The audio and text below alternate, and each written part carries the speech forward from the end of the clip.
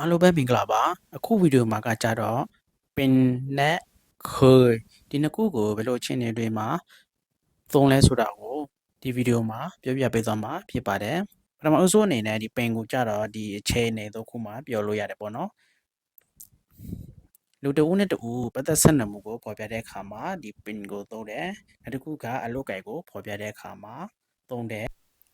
နောက်တစ်ခုကကြတော့ကိုယ်မှာဖြစ်နေတဲ့ယောဂဝေဒနာအကြောင်းတွေကိုပြောပြတဲ့အခါမှာလည်းအသုံးပြုကြပါတယ်ပြီးဒါဆိုရင်ဒီလူတဦးနဲ့တဦးပတ်သက်ဆက်နွယ်မှုကိုပြောတဲ့အခါမှာဘယ်လိုသုံးလဲဆိုတာကိုပြပြပေးမယ်နော်ฉันเป็นพี่ชายเขาဆိုရင်ဒါကငါကသူ့ရဲ့အကိုဖြစ်တယ်နော်ဒါကလူတဦးနဲ့တဦးပတ်သက်ဆက်နွယ်မှုကိုဖော်ပြတဲ့အခါမှာသုံးတယ်ပေါ့နော်နောက်တစ်ခုကကြတော့เขาเป็นแฟนฉันเขาเป็นแฟนฉันဆိုတော့သူကငါရဲ့ချစ်သူဖြစ်တယ်နော်ဒါတွေကကြတော့ဒီလူတဦးနဲ့တူပတ်သက်ဆွနယ်မှုကိုဖော်ပြတဲ့အခါမှာဒီပင်နဲ့တွဲပြီးလို့တယ်ဆိုတာကိုပြောပြပေးတာကနောက်တစ်ခုကကြတော့အလုတ်အကဲကိုဖော်ပြတဲ့အခါမှာဘယ်လိုသုံးလဲဆိုတာကိုကြည့်လိုက်ကြရအောင်ฉันเป็นครูဆိုရင်ငါကဆရာတရားဖြစ်တယ်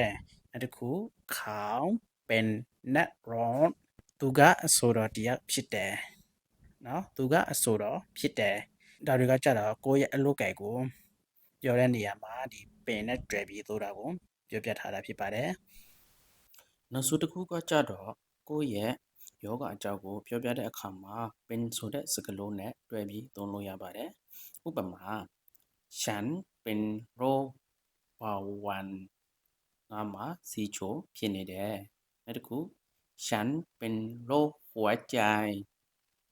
ငါမှာနှလုံးယောဂရှိတယ်အခုပြောပြပေးတော့တာကကြတော့ဒီပင်နဲ့တွဲပြီးဘယ်လိုအခြေအနေတွေမှာသုံးလဲဆိုတာကိုဥပမာလေးတွေနဲ့ပြောပြပေးတော့တာဖြစ်ပါတယ်နော်နောက်တစ်ခုကကြတော့ဒီကကြတော့ဒီနာမတွေကိုတိတိကျကျမသိတဲ့ခြေတွေမှာဒီကိုသုံးတယ်ပေါ့နော်ဒီကိုဘယ်လိုမျိုး subject တွေနဲ့တွဲပြီးသုံးလို့ရတယ်ဆိုရင်มันนี่นั่นဒါတွေနဲ့တွဲပြီးသုံးတယ်နော်ဥပမာကြည့်လိုက်ကြရအောင်นี่คืออะไรဆိုရင်ဒါကပါလဲเนาะဆိုရင်นี่คือปากกาဒါကဘောပင်ဖြစ်တယ်နောက်တစ်ခုนี่คือความลับนี่คือความลับဆိုရင်ဒါကလိုအပ်ချက်ဖြစ်တယ်အခုပြောပြပေးသွားတာကတော့ပင်နဲ့คือစတဲ့စကားလုံးတွေရဲ့ဘယ်လိုအခြေအနေတွေမှာဘယ်လိုသုံးလဲဆိုတာကိုရှင်းပြပေးထားတာပဲဖြစ်ပါတယ်ပင်ကိုကြတော့အခြေအနေသုံးမျိုးမှာတွဲပြီးသုံးလို့ရတယ်နံပါတ်1အနေနဲ့လူတဦးနဲ့တူပတ်သက်ဆွတ်နယ်မှုနံပါတ်2ကိုယ့်ရဲ့အလုပ်ကိုင်ကိုဖော်ပြတဲ့အခါမှာနံပါတ်3ကကြတော့ယောဂအကြောင်းတွေကိုပြောတဲ့အခါမှာသုံးပါတယ်